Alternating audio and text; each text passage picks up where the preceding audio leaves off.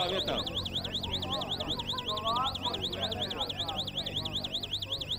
Tad raķetei ir atvēries izpletnes. Tas ir ļoti svarīgi, kad raķetei ir nostrādājis izpletnes. Video tiešraidis ārotē varbūt tik pa laikam redz arī tiešraidi no kameras. Es vēl joprojām nevaru ieraudzīt, kur ir raķete ar izpletni. Varbūt kāds man var parādīt ar pirkstu, kur ir izpletnes.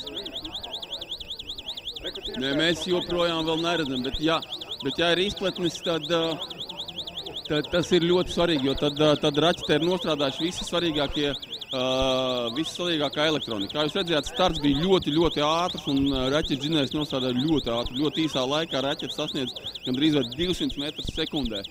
Mēs tagad mēģināsim skatīties, kur atrodas raķete.